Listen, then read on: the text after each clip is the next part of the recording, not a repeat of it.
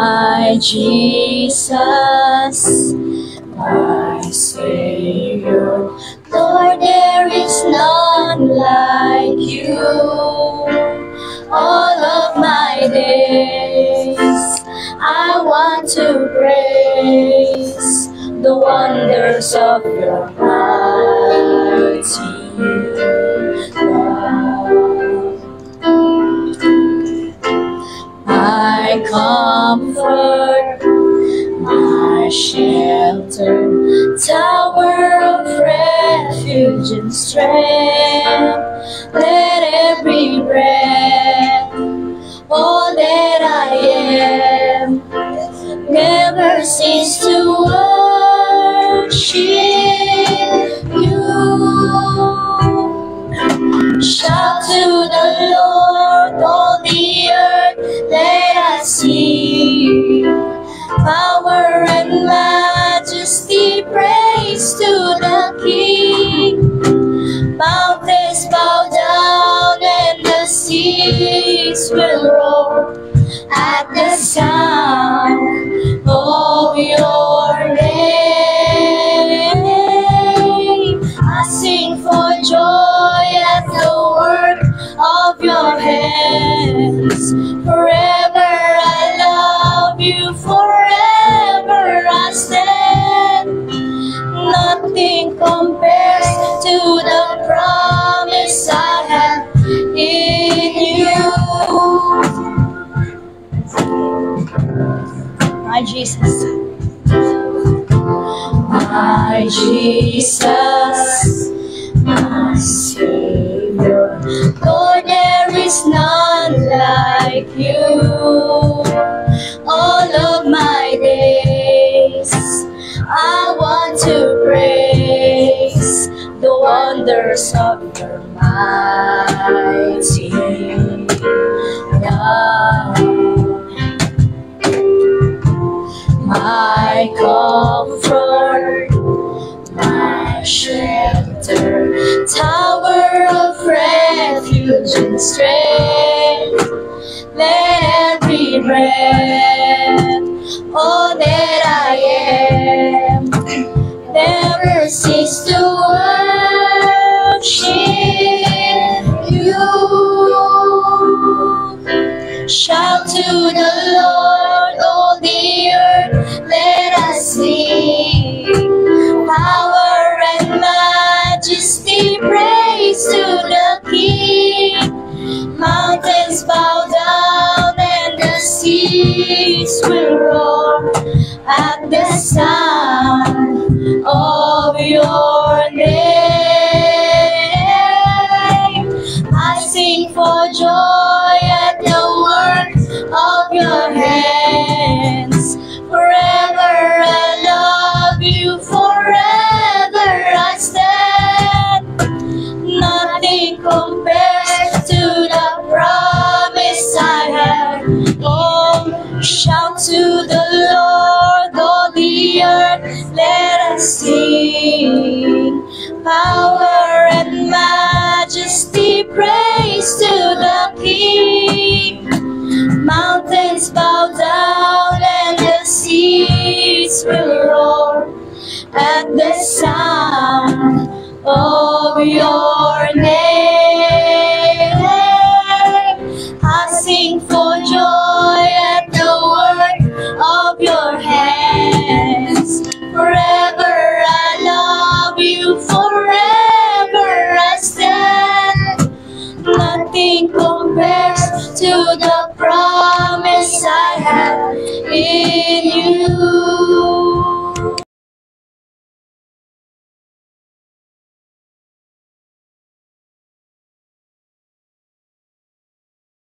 Okay? So, tayo po ay manalangin muna saglit. Yuko tayo sa dali, ano? O Father God in heaven, we thank you, Lord. Salamat sa biyaya na pinagkakaloob mo sa bawat isa sa amin, Panginoon. Every satellite, Lord, na pinagkaloob mo, Panginoon, Lord God. Sa oras na ito, Panginoon, Lord God, pag-isahin mo kami sa isang puso ng pananalangin, Panginoon, Lord God. Pag-isahin mo ang aming mga diwa, Panginoon, Lord God, ang aming espiritu, Panginoon. Ang banal na espiritu ang pumagitna sa amin. Saan man kami naroon, Panginoon, Lord God, alam namin, ang aming mga damdamin at aming mga isipan ay iisa sa dakilang pangalan mo, O Diyos. We thank you, Lord. Salamat. Purihin ka, Panginoon, Lord God. At sa mga salita na ipagkakaloob mo sa aming, Panginoon, dalangin namin, O Diyos, na ito ay maabot sa kaibuturan ng aming mga puso, Panginoon. Maunawaan namin, Panginoon, ang lahat ng ito at malakaran sa aming mga buhay, Panginoon, sa patuloy na paglago ng iyong mga anak, O Lord God. We thank you, Lord. Samahan mo kami, Panginoon, sa aming mga pag-aaral sa oras na ito. In the mighty name of Jesus, we pray. Amen and amen. Okay. So, ang ating pagbubulayan po sa oras na to, yung binasa kanina ni Ate Kat, ano po, pagiging matatag ng puso at isipan sa gitna ng unos. Sino nakakaranas ng mga unos sa ating buhay? Ano po, hindi lamang tayo bilang church, ngunit tayo mga personal na ating dinadanas sa ating personal na buhay ay marami mga unos na nagdadaan sa ating mga relasyon, di ba? Relasyon sa Diyos, una. Meron din yan, nararanasan natin mga unos. Relasyon sa ating mga asawa, kapatid, sa anak, iba mga pamilya, kaibigan, even sa mga kapitbahay. Okay? Sa ating mga nasa paligid sa atin. Ano po, marami po yan, ano po. At akala natin, ito ay, bagyo talaga, unos talaga. Pag sinabing unos, daig pa ang bagyo. Ano po, talagang nasishaken, naliliglig. Naliliglig ang ating mga damdamin, ang ating isipan, naliliglig. Minsan na disalign tayo dahil sa mga ito. Pero ang gustong ipaunawa sa atin ng Panginoon, yung karakteristik ng isang Kristiyano ay kailangan daw maiihalin tulad sa mga sundalo. Gaya ng isang sundalo, sapagkat tayo daw po ay tinawag na tagasunod ni Kristo. Ano po? At inihihalin tulad tayo ng Diyos sa sundalo, kung tayo ay talagang sumusunod sa Panginoon. Ano po? Ang isang sundalo po, yung sundalo sa mundo, yung militar, alam niyo po yon. Bago yan isabak sa isang laban, matinding training po, pinagdadaanan yan. Matinding disiplina ang ginagawa sa kanila. Matinding mga obstacle, ang mga pinagdadaanan nila. Ano po? Nakikita nyo, gumagapang talaga sa putikan, tumatalon sa mga lubid-lubid. Yan. So, wala rin pong kaibahan sa atin yun bilang mga anak ng Diyos at naglilingkod sa Panginoon. Ano po? Marami tayong kailangan tawirin na mga putikan. Marami tayong kailangang, lubid na talagang akyatin gamit lamang ang lubid. Ano po? At ito ay dadanasin talaga natin sa ating mga buhay sa pagpapatuloy natin sa Panginoon. Ano po? Kailangan lamang daw po na gaya ng karakteristik ng isang sundalo bago sumabak sa labanan, mahalaga ng pagiging matatag. Ano po? Kailangan tayo bilang Kristiyano meron ng katatagan. Kahit na baby pa lang tayo, glory to glory yung ating katatagan sa Panginoon ay talagang tumataas. Okay? Hindi yung naglilingkod na tayo sa Lord, ganun pa rin. Balik sa dati. Kailangan sa bilang anak ng Diyos, bilang lingkod ng Panginoon, nakakapag-preach na tayo, nakakapag-share na tayo ng salita ng Diyos, nakakapag-Bible study na tayo. Pag merong mga pagliliglig na ganyan, kailangan tayo ay medyo hindi na shaken. Sapagkat alam na natin kung ano tayo sa Panginoon. Ano po, sa gitna daw po ng mga labanan na ito, kailangan nananatili na nagpapatuloy tayo sa mga layunin ng Panginoon. At ang puso at isipan daw po natin mahalaga na naaayos. Hindi lang sa personal natin, kailangan po yung ating puso at ating isipan ay matatag din. Okay? Kasi bakit?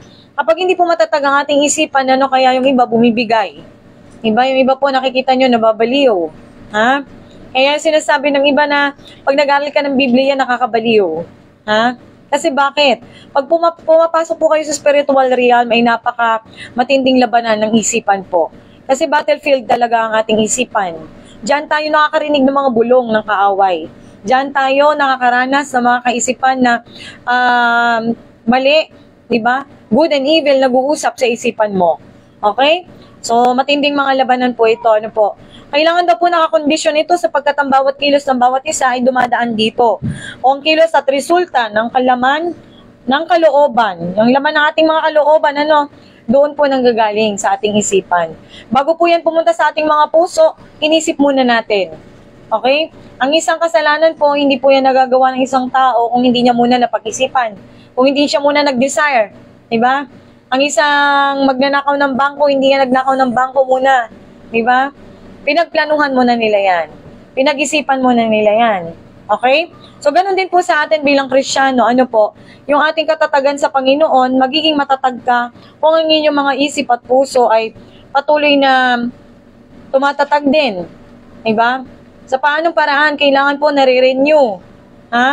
Naayos ang ating isipan. Kailangan ng ating isipan, ang naiisip lang natin, mga kapuri-puri, kalugod-lugod, mga pure, diba? Honorable sa Lord.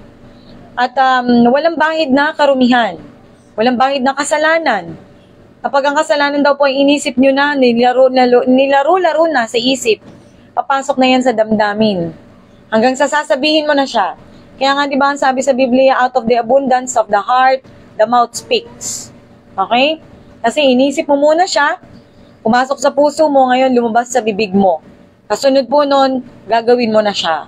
Okay, so ang katatagan daw po ay magiging matibay lamang upang sa gayon daw po ay manatiling maayos ang isang bagay na iniingatan matapos man ang unos o pagsubok. Kailangan po itong katatagan na talagang matatagang puso at isip natin para pag dumanas ka man ng pagsubok, nakakatayo ka pa rin. Maaaring matumba ka pero tatayo ka pa rin. Tatayo at tatayo ka pa rin. Hindi ka tatalikod sa Panginoon. Para daw po sa ating lahat ang mensahe ng Panginoon nito, sapagkat kayong lahat ay dumadanas ng iba't ibang klaseng pagsubok, iba-ibang klaseng pagliglig, iba-ibang klaseng pagdadaanan na apoy. Ang mensahe ng Panginoon dito, manatiling matatag ang bawat isa sa atin. Tayo ay nakasandig sa kalakasan na nanggagaling sa banal na spirito. Okay, so kaugnay daw po sa bagay na to, kailangan manatili tayong nakikinig. Nakikinig sa banal na spirito. Kaya po yun ang tinuturo natin sa lahat ng mga dumadanas dito, na kaya kayo nag-EGR, nagpo-post para na sa ganon, lumalim yung inyong relasyon sa Diyos. Marinig ninyo ang tinig ng Panginoon sa pamamagitan ng Biblia, number 1. At sa pangalawa, yung audible voice ng Lord ay marinig nyo talaga.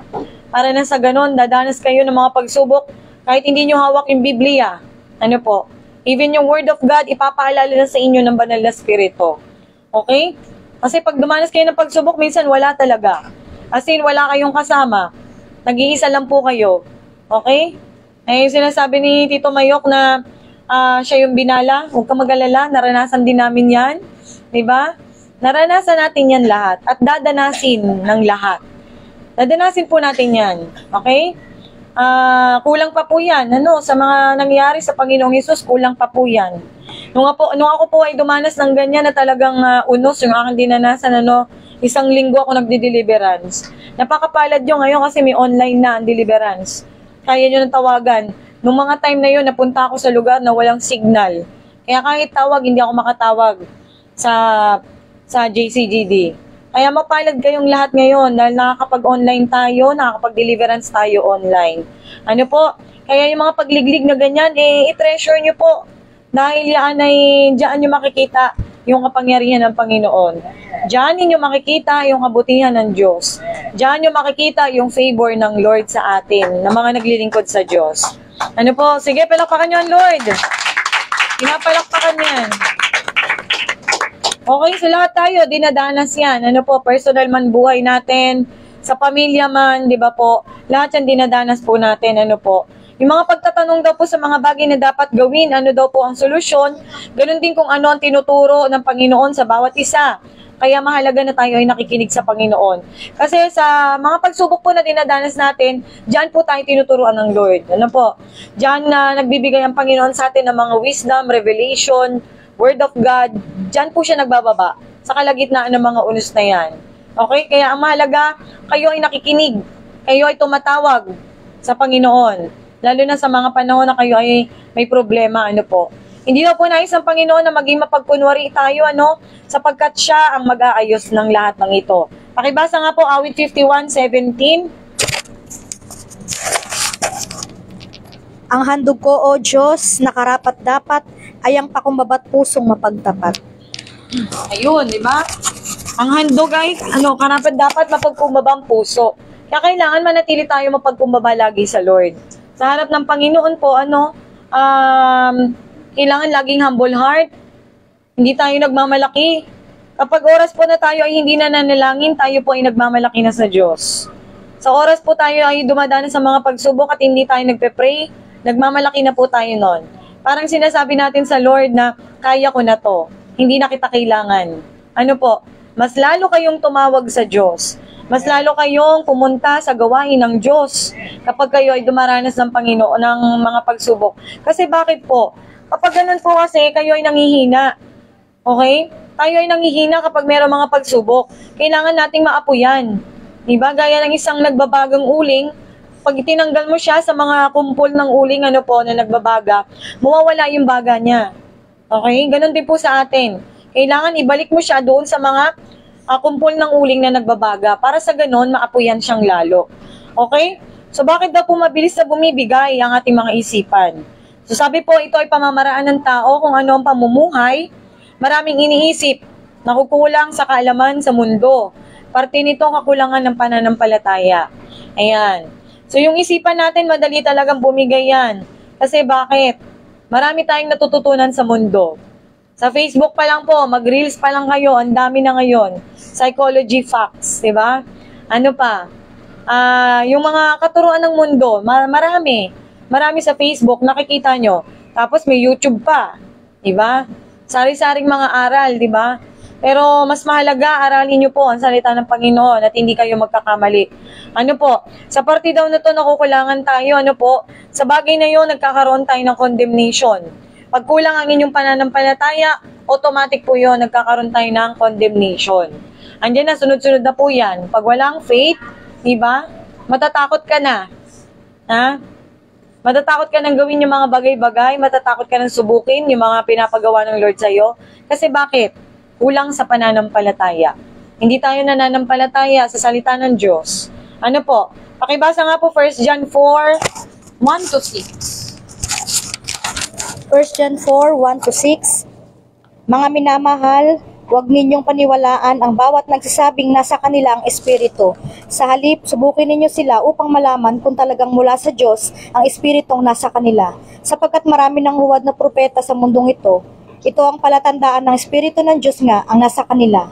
Kung ipinapahayag nila na si Jesucristo ay dumating bilang tao, kung hindi gayon ang kanilang ipinapahayag tungkol kay Jesus, hindi mula sa Diyos ang Espiritong nasa kanila. Ang Espiritu ng kaaway ni Kristo ang nasa kanila. Narinig na ninyo ito, ito'y darating at ngayon nasa sanlibutan na. Mga anak, kayo ngay sa Diyos at napagtagumpayan na ninyo ang mga huwad na propeta, sapagkat ang Espiritong nasa inyo ay mas makapangyarihan kaysa sa Espiritong nasa mga makasanlibutan. Sila'y makasanlibutan, kaya't mula rin sa sanlibutan ang itinuturo nila at nakikinig sa kanila ang mga makasanlibutan. Ngunit tayo sa Diyos, ang sino mang kumikilala sa Diyos at nakikinig sa atin, ngunit hindi nakikinig sa atin ang sino mang hindi sa Diyos. Sa ganito nga natin nakikilala ang Espiritu ng katotohanan at ang Espiritu ng kasinungalingan. Amen, di ba? So napakadali lang po para alamin kung ang Espiritu na kaharap mo ay sa Panginoon o hindi. Di ba? Kaya nga pag meron tayong angel manifestation, paano natin tinetest? Di ba? Sabihin lang nila, Jesus is my Lord. O kaya, Jesus is come in the flesh. Diba? Katunayan yun na naniniwala sila na si Jesus ay nagkatawang tao. Okay? Doon nyo po makikita. Kapag dinideklara ng isang tao, kapag naisasabi niya po yun ng 20 times, Jesus is my Lord, sa Panginoon po ang Espiritong iyon. Okay? Madali lang, diba? Ngayon, kung may naririnig kayong bulong, kahit bulungan nyo rin. Sige, necklace of truth, belt of truth. Jesus is my Lord. Diba? Madali lang. Yan. So, ganun po ang ating mga pagtetest, At yan, yung may mga giftings naman sa prophecy, Hindi tayo basta-basta nag-a-utter ng mga salita na sinabi ng Lord, diba? Sinabi ng Diyos sa akin, ganito ka, kapatid. Hindi po ganon, Ang banal na spirito po ay full of self-control. Nakokontrol niya ang damdamin ng ating isip, nakokontrol niya po ito. Maging ang ating mga giftings, nakokontrol niya po ito. Yan. At ang Panginoon din na nagsasabi kung kailan mo sasabihin. Ano po? Kaya, I believe na lahat tayo merong spirit of prophecy, no? Kasi ang spirit ni Jesus ay spirit of prophecy. Kaya lang yung iba, hindi matame. Hindi pa nila kayang itim, ano? Kaya tayo ay kailangan magpalalim sa banal na spirito. Kasi kailangan si Holy Spirit yung talagang manahan sa'yo para na sa ganon, yung self-control manatili. Ano po? Okay? So sa ating mga puso naman daw po, bakit biglang madaling bumitaw ang ating mga puso? Sabi po ng Panginoon, merong mga nakaraan na hindi binibitawan. Ayan, merong mga unforgiveness. Ano po? Dinadala ang lahat ng pasanin, maging ang mga sama ng loob. Kaya naman nagkakaroon ng burnout. Hindi mapigil na emosyon. Pinipilit ang damdaming mali, mga desisyon at mga nararamdaman para sa iba. Pakibasa po Kawikaan 4:23. Ang cute ng mic namin. Kawikaan 4:23, ang puso mo'y ingatang mabuti at alagaan pagkat iyan ang siyang bukal ng buhay mong tinataglay. Ayun, di ba? So, bukal ng buhay na tinataglay, di ba? Yung ating puso. Kaya sinabi ng Panginoon, ingatan mo yan. Ingatan mo. Para saan? Ingatan mo sa mga damdaming mali. Ingatan mo sa mga emosyon na hindi tama. Di ba? Kaya tayo ay nagpapapuspos ng banal na spirito lagi. Kasi bakit po? Pagpuspos ka ng banal na spirito, si Holy Spirit yung mananahan sa'yo. Si Holy Spirit yung mas lalamang sa'yo. Minsan sasabihin pa ni Holy Spirit, mali yung ginagawa mo. Diba? Mali yan. Mali yung nararamdaman mo. Sasabihin pa sa'yo ngayon, diba? Okay? So sabi po sa bagay na ito, kapag sila ay nagmumula sa kanilang emosyon, kadalasan daw po nadadala o natutumba, hindi na nanalo sa kanilang mga laban. Kapag masyadong emosyonal, naramdaman nyo na yan, di ba? Kapag tayo ay yung mga desisyon natin sa buhay masyadong emosyonal, ano nangyayari? Wala. Walang bunga. Di ba? Minsan chaos pa yung dulot. Di ba? Ha? Naranasan nyo na ba yan? Di ba? Sa sobrang bugso ng damdamin mo, di ba? Imbes na ma-encourage mo yung kapwa mo, iba yung nasasabi mo. Nahuhusgahan mo tuloy. Di ba? Hindi ka karapat-dapat kapatid. Di ba? Naging ka na tuloy, nagiging judgmental ka. Okay? So, ganun po kaya hindi kailangan pairalin yung emosyon. Ngayon sinabi ni Jeremiah, ang puso ang pinakamadaya. Deceitful. Okay? Deceitful ang puso. Sabi ni Jeremiah, Prophet Jeremiah, sabi po rito, kapag ito ay bumase sa kanilang prinsipyo naman, kanilang mga isipan, ito po ay nagiging limitado sa kanilang pagkilos.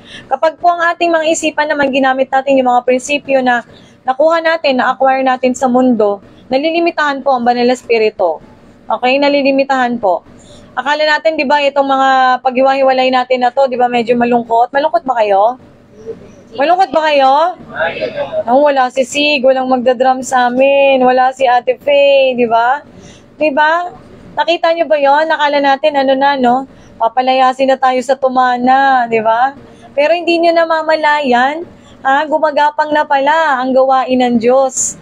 Nakikita nyo? Palakpakan nyo ang Lord. Sa mga bagyo na ganyan, ang tignan po natin, yung ginagawa ng Panginoon, hindi yung suliranin, hindi yung problema, kundi yung ginagawa ng Panginoon sa ating church. Maaaring akala nyo lang, ito lang kayo. Ilan tayo ngayon? Mag-head count nga tayo? 100 na tayo? Diba? Nung kami po ay nag-umpisa dito, 3 years ago, 2020, iilan lang po kami. Pamilya ni Daddy Reb, sila Tito Mayok, diba? Wala pa kaming 20 yata. Okay? Isang bilog lang po yan. Okay? So, 20 pa rin. Ang galing, di ba? 20 pa rin. So, yan ay tawag dito, bahagi yan ng paghahanda ng Panginoon sa atin. Pinapalawak ng Panginoon ang ating tent, ang ating gawain ay pinapagapang na ng Panginoon, di ba? Hanggang sa dumaloy, di ba? Hanggang magkaroon na tayo ng Hong Kong, Japan, Saudi, Kuwait, di ba? Di ba? Paano gagapang ng international? Tayo di ba? Global. Di ba? Pasok. Paano tayo masasabing global kung dito sa Pilipinas wala tayong mga satellite? Ha? Wala tayong mga satellite church, di ba?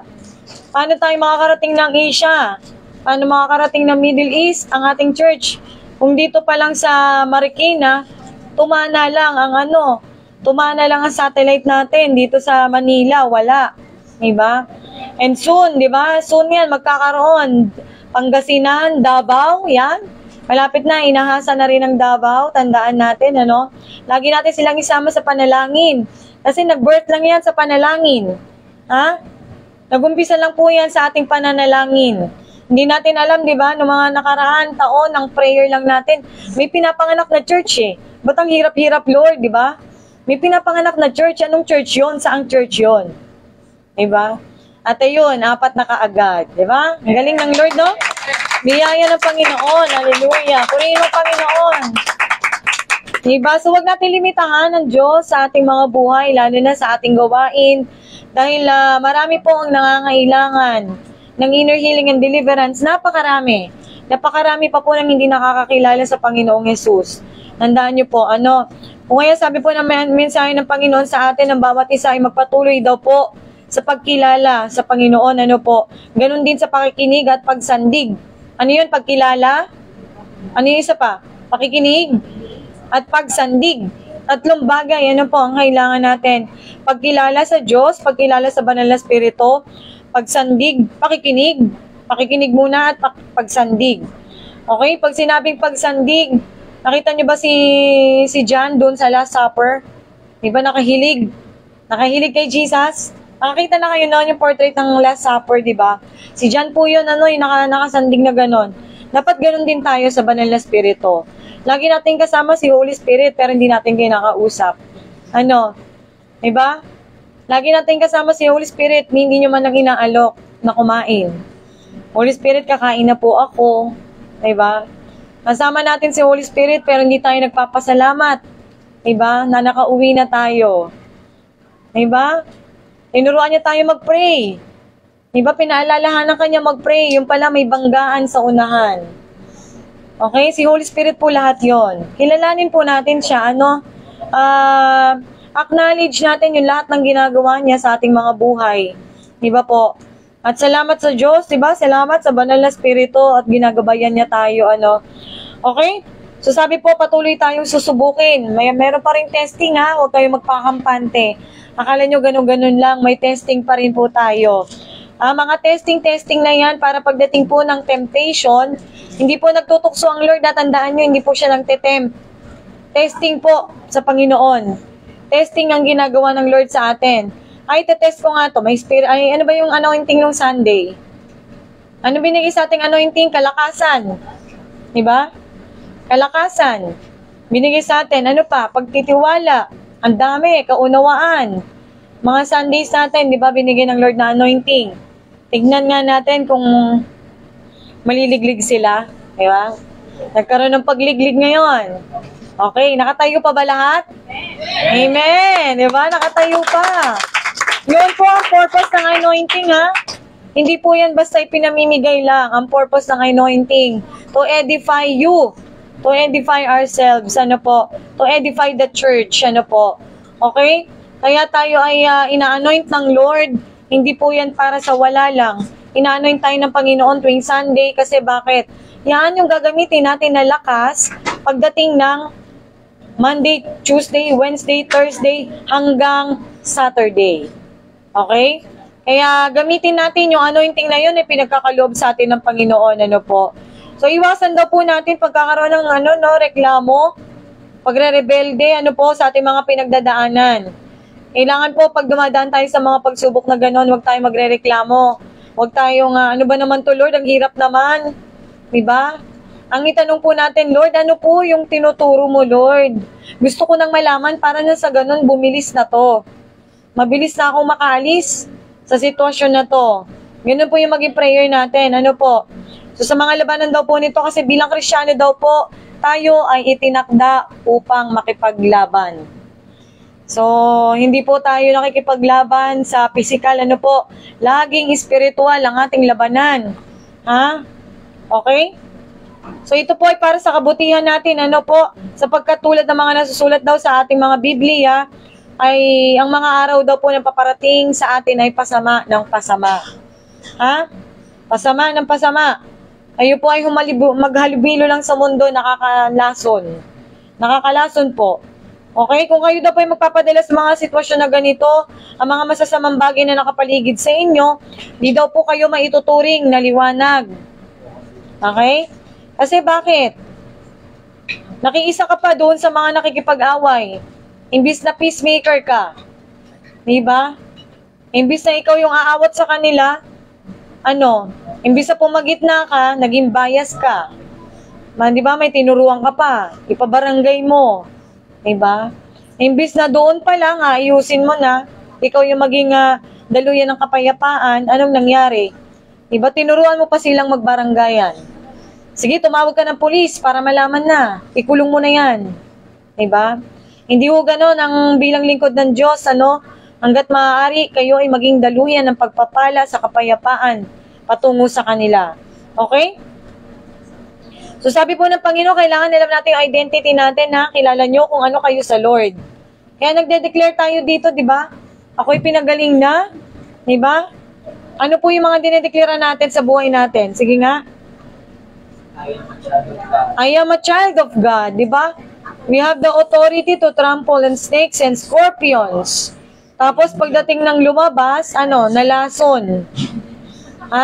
May authority, di ba? Kailangan gamitin niyo po yung authority na yon. Bilang mga anak ng Diyos, di ba? Na kasi nagliliwanag kayo. So sabi po ng Panginoon, kailangan maitutulad kayo sa isang lampara na hindi nawawalan ng langis.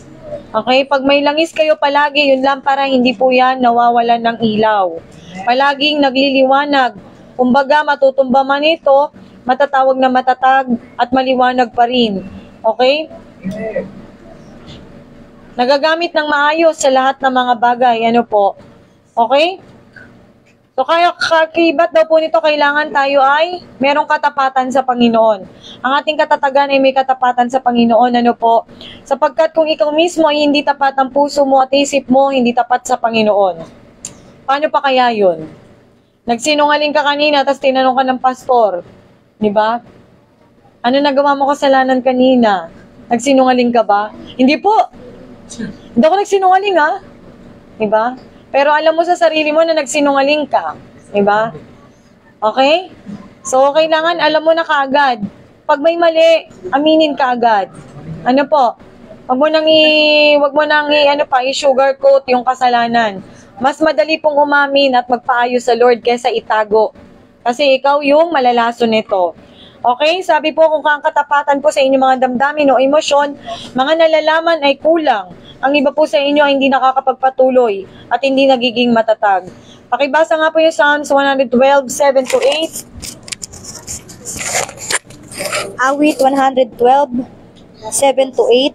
Masamang balita ay hindi nagigitla, matatag ang puso't kay Yahweh at tiwala. Wala siyang takot, hindi nangangamba. Alam na babagsak ang kaaway niya. Okay. So, nagiging matatag kapag tayo po ay tapat sa Panginoon. Pag meron katapatan, nagiging matatag tayo. Kasi bakit? Truthfulness. Dala-dala mo truthfulness. Katotohanan ng dala-dala mo. Kaya hindi ka maloloko ng kaaway. Hindi ka madadaya. Okay? Hindi tayo madadaya ng kaaway. Kahit anong gawing panluloko sa inyo, kahit anong gawing bulong, hindi kayo maloloko ng kaaway. Kasi bakit? Alam niyo sa sarili niyo na kayo ay tapat. Kaya nagiging matatag. Nakuha niyo po? Okay? So pagkaalam niya sa sarili niya na hindi basta-basta naliliglig, hindi basta-basta natutumba, hindi basta-basta natatalo. Kailangan buo sa inyo kung sino kayo. Kailangan sa isipan pa lamang ay maliwanag na sa inyo kung ano ang identity ninyo sa Panginoon. Pakibasa nga po. Malalapit na po tayo matapos. 2 Corinthians 10:4-5. 2 Corinthians 10:4-5. Ang sandata namin sa pakikipaglaban ay hindi makamundo, kundi ang kapangyarihan ng Diyos na nakakapagbabagsak ng mga kuta. Sinisira namin ang mga maling pangangatwiran. Ginagapi namin ang lahat ng pagmamataas laban sa kaalaman tungkol sa Diyos at binibihag namin ang lahat ng isipan upang matutong sumunod kay Kristo. Romans 12:2, yan po yung be transformed by the renewing of your mind. Pagbago ng isip, ano po, yung sinabi doon binasa ni Ate Kat, no, winawasak nila yung prinsipyo sa kaisipan, di ba po? Yung mga maling kaisipan. Sa pamamagitan po yun ng salita ng Diyos, ano, hindi natin mawawasak yung kasinungalingan kung hindi mo alam yung katotohanan. Ang katotohanan lamang po ay ang banal na salita ng Panginoon. Okay? Sabi po ng Panginoon, ipanalangin natin ang bawat isa na manatiling nakasandig sa salita ng Panginoon. Ano po? Ito ay tinuturo sa inyo patungkol sa pagtitiwala upang manatili at magbunga pa. Okay, yung pagtitiwala sa atin, nagbubunga pa po yan, ano? Ang anointing pong ipagkakalob sa atin ay kalakasan at katatagan, ano po? Sige po, tayo tayong lahat, Kuya Jeric. Magpuri tayo sa Lord.